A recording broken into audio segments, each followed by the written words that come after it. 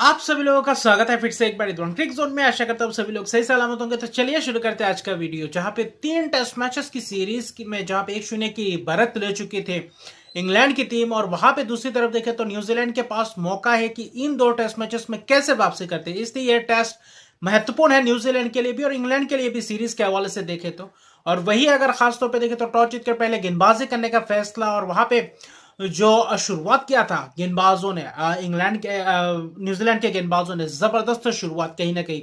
Mat handy द्वारा। वहां पे अगर देखें तो जबरदस्त नेथन स्मिथ ने भी अच्छी खासी, जो पिछले मैच में टेस्ट डेब्यू किया था, तो अच्छी खासी शुरुआत किया था। वहां पे जैक क्रॉली 17 रन बनाकर चलते बने। मैट हैंडी अंदर आती हुई गेंद जबरदस्त अंदाज में बोल्ड किया। मैट हैंडी की जबरदस्त स्पेल, और पहले जो 12-13 ओवर के अंदर अंदर अगर आप 4 विकेट चटका जाते हैं इंग्लैंड के, क्योंकि इंग्लैंड जाने जाते तेजी से रन से बटोरते हैं टेस्ट मैचेस में भी। और वही डकैट हालांकि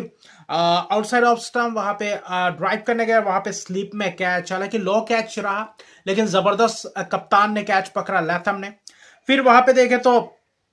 नेथन स्मिथ ने जैकब बैथल को डाउन द लेग जा रहा था गेंद, वहां पे एच, और वहां पे जबरदस्त कैच कीपर द्वारा 16 रन बनाए। रूट भी कुछ वैसा ही अंदाज में नेथन स्मिथ ने थोड़ा बहुत हल्का सा आउटसाइड ऑफ स्टंप, और वहां पे कट, और लगभग देखे तो वहां पे कट खेलने की कोशिश में, और वहां पे डेरियल मिचेल के एक हाथ से जबरदस्त स्लिप में कैच, यानी कि 4 विकेट अगर आप 43 रन के अंदर गंवा जाते हैं तो वहां पे पूरी तरीके से मुश्किलात में और दबाव में थे। लेकिन वहां आया एक और दौर जहां पे हैरी ब्रूक और ओली पोप के बीच फिर से एक और बार शानदार शतकीय पार्टनरशिप, और महत्वपूर्ण वो पार्टनरशिप जब वो दो बल्लेबाज आए, और वहीं पे कहीं ना कहीं पार्टनरशिप की बिल्डअप किया, और वहां से जो सेशन आखिर में खत्म किया, 4 विकेट जो 43 रन पे था, 124 रन उस सेशन में बटोरे, अच्छी खासी रन रेट के साथ बटोरे। फिर दूसरे सेशन में भी अच्छी खासी रन बटोरे, और पूरी तरीके से दूसरे सेशन में अगर देखें तो लंच के बाद अच्छी खासी पिटाई किया ब्रूक और ओली पोप। लेकिन जब ओली पोप का विकेट गया, और खासतौर पे जो दूसरे सेशन के 1 घंटे बाद यानी कि ड्रिंक्स के बाद जब नेथन स्मिथ अपना नया स्पेल लेकर आए, और वहां पे नेथन स्मिथ ने पूरी तरीके से धराशायी कर दिया था, जिसमें से ओली पोप को चलता किया, शॉर्ट ऑफ लाइन डिलीवरी, हल्का सा एक्स्ट्रा बाउंस मिला, वहां पे पुल करने गए, और वहां पे जबरदस्त कैच रचिन रविंद्र द्वारा, जो शॉर्ट लेग पे खड़े थे। लेकिन वहां पे 66 रन की पारी के लिए ओली पोप ने अर्शत की पारी, पिछले मैच में भी वैसा ही कुछ रन्स बनाने के बाद शतक की पारी से चूक गए, लेकिन हैरी ब्रूक चूके नहीं, 8वां अपना टेस्ट शतक लगाया, और यही पिछले मैच में भी शतक की पारी, इस दूसरे टेस्ट मैच में भी शतक की पारी, और हैरी ब्रूक की कंसिस्टेंसी दिख रहा है टेस्ट मैचेस में। 23 लगभग टेस्ट मैचेस खेल चुके, 8वां टेस्ट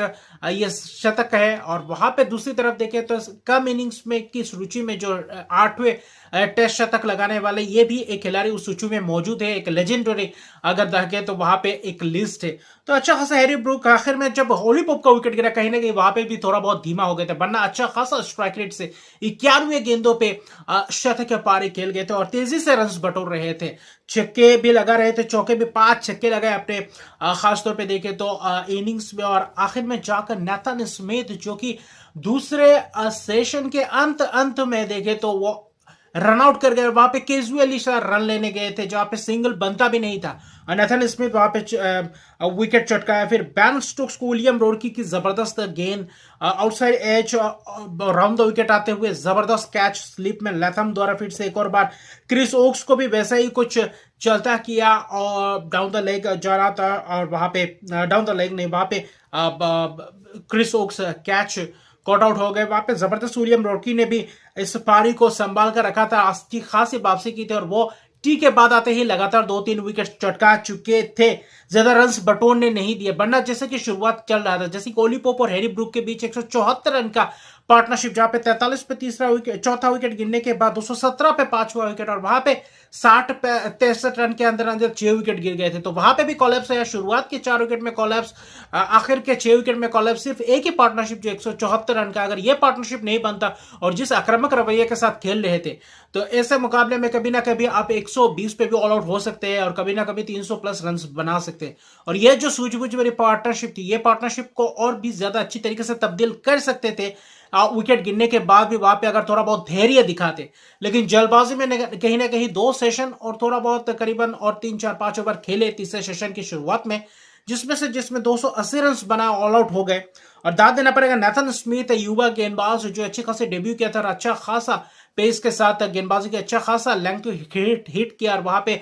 स्ट्रेटेजी के लिए गेंदबाजी को, जिसके कारण विकेट्स मिले, 4 विकेट चटकाए अपने जबरदस्त स्पेल टेस्ट करियर का। ये भी एक देखे तो विलियम ओरुर्की के 3 विकेट्स, और शुरुआती शट में जो मैथ हैंडी ने 2 विकेट चटकाए, बीच में भी अच्छी खासी स्पेल किए थे। हालांकि सऊदी विकेटलेस रहे, लेकिन स्पेल बीच में अच्छे खासे किए थे, लेकिन सभी गेंदबाजों के ऊपर टूट कर पड़े थे ओली पोप और हैरी ब्रूक। तो जबरदस्त प्रदर्शन, बल्लेबाजी का मुजाहरा दिखा, गेंदबाजों ने आखिर में वापसी भी किया, और गेंदबाजों का कहीं ना कहीं आज दिन भी था, क्योंकि 280 रन से ऐसा मान लग रहा था कि शायद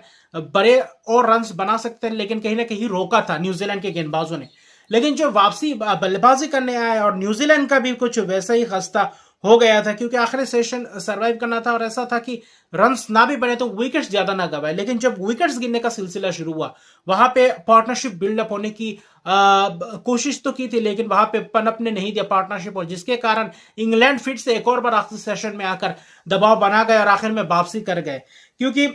कॉनवे गस एटकिंसन ने चलता किया, ड्राइव के लिए गए, और वहां पे स्लिप पे कैच। फिर लैथम को बैन स्टोक्स ने बोल्ड किया जबरदस्त अंदाज में, कप्तान को चलता किया, क्योंकि शुरुआती शट में गस एटकिंसन और क्रिस ओक्स ने अच्छी खासी शुरुआत की थी। फिर वहां पे देखे तो सचिन रविंद्र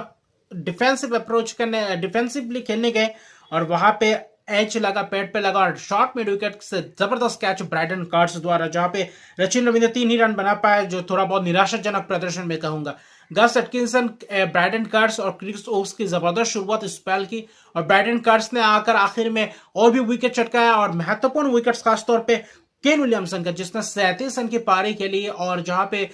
सुदृढ़ बल्लेबाजी कर रहे थे, लेकिन कहीं ना कहीं एक नो बॉल था, उसके अगले गेंद पे वापसी के लिए वापस गेंदबाजी के लिए लाए थे, और वहां पे आउटसाइड ऑफ, और वहां पे कहीं ना कहीं एज, और वहां पे कैच, ओली पोप द्वारा जबरदस्त छलांग लगाते हुए कैच, और 37 रन की पारी इस इनिंग्स में केन विलियमसन के द्वारा अलावा बाकी कोई भी बल्लेबाज डट नहीं पा रहे थे। डेरिल मिचेल भी आखिर में down the leg, short of leg delivery, वहां पे कैच, और कहीं ना कहीं निराशाजनक प्रदर्शन न्यूजीलैंड के बल्लेबाजों से फिर से एक और बार, इंग्लैंड फिर से एक और बार वापसी कर चुके हैं। और आखिर में अभी देखे तो विलियम ओरुर्की और टॉम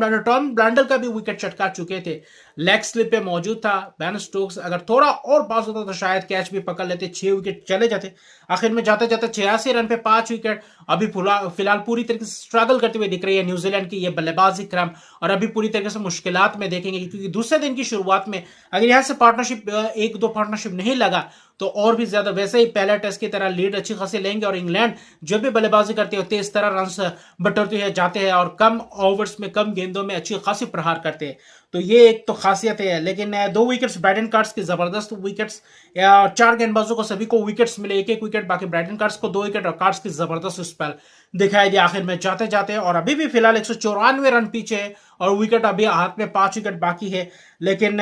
मुश्किलात में अभी रिकॉग्नाइज बल्लेबाज की बात करें तो ग्लेन फिलिप्स है, टॉम ब्लांडर, उनसे थोड़ी बहुत उम्मीद जगा सकते हैं, लेकिन कहीं ना कहीं मुश्किलात में फिर से एक और बार अपने आप को पाया। टॉस जीतकर पहले गेंदबाजी करके वापसी तो क्या था, ब्रूक की शानदार शतक पारी ने कहीं ना कहीं जबरदस्त इंग्लैंड को एक बीच में पार्टनरशिप करके, जिसने पूरी तरीके से एक अच्छी खासी स्कोर तक ले गए, फिर वापसी किया, फिर इंग्लैंड ने गेंदबाजी में एक जबरदस्त कमबैक किया। तो यह टेस्ट और भी ज्यादा रोमांचक रहेगा। और अभी के लिए इतना रहा। अभी तक मेरे चैनल को सब्सक्राइब नहीं किया तो मेरे चैनल को सब्सक्राइब कर दीजिए, लाइक शेयर कमेंट जरूर कीजिए। तब तक के लिए गुड बाय।